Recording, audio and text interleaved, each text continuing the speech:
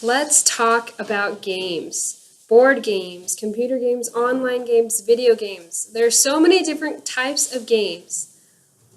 I want to tell you a story. When I was first married, my husband and I were still going to college, and he showed me a game called Star Wars Battlefront. And for any of you that like Star Wars or games, you're going to know about Star Wars Battlefront. It's very fun and it can be addicting. I had the problem of not having enough self-control to tell myself when it was time to stop playing the game.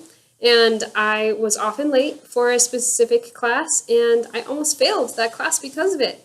So precisely what I'd like to speak about today is how we can be wise in what kinds of games we play, when we play them, who we play them with. And I'd like to just review throughout this speech the positives and negatives of the different kinds of games, what we need to be aware of and try to do during family time when it comes to gaming, and also the skills that can come from playing board games specifically, because I'd like to persuade you today to steer clear of computer games and focus more on board games and having fun playing those.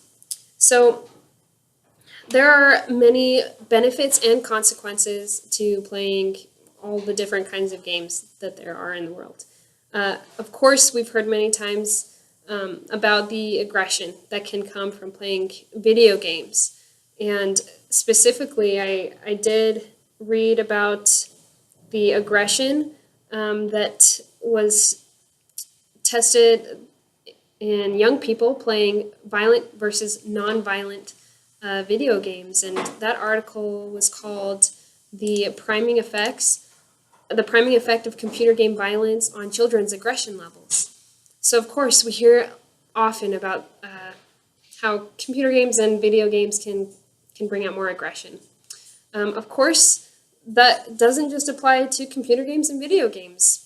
Have you ever heard of someone playing Monopoly and having a really terrible game and throwing the game in the air and refusing to play Monopoly ever again?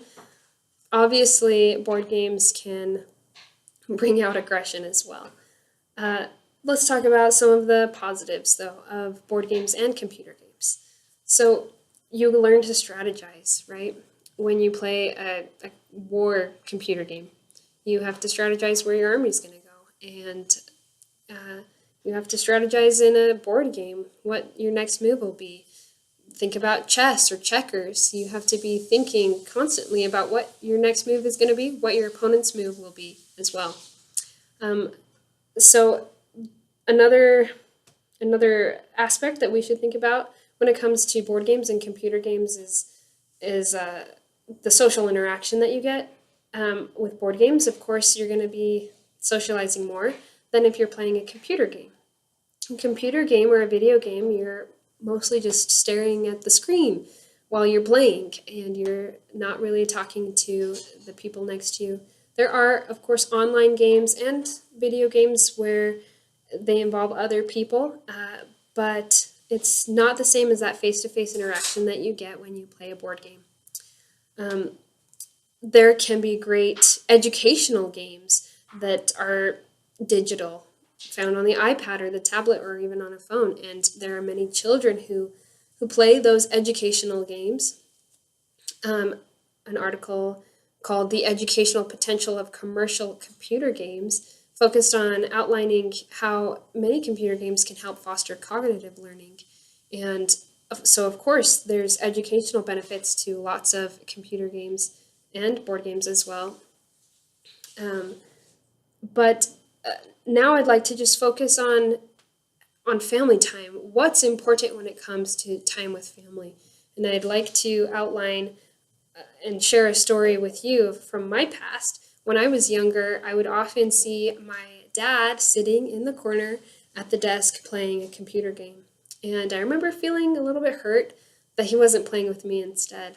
Well, fast forward a few years, and my parents are divorced, and my dad is visiting us kids, and what is he doing? He's sitting in the corner of the room at the desk playing the computer game.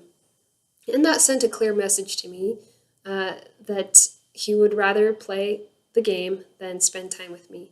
That's not the message that we want to send to our children, to our spouse, to our friends. And we need to make sure that we're doing, when we're with family, that we're spending time with them.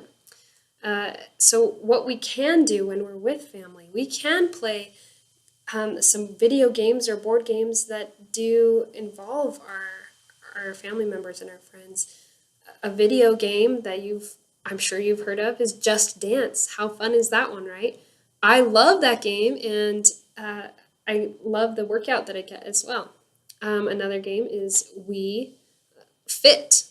The Wii has great health benefits for those who are hoping to get up off the couch, and a study was done on that game, on the balance board there, and how it can help people who have Parkinson's disease to get better at balancing. So there are great benefits from those video games that you can do with family, and that's appropriate. But what I'd like to just focus on is how board games are so much better than computer games specifically. Those video games that, like Just Dance and the Wii, games on the Wii that involve other people are great, but I'd like to just put that to the side right now and compare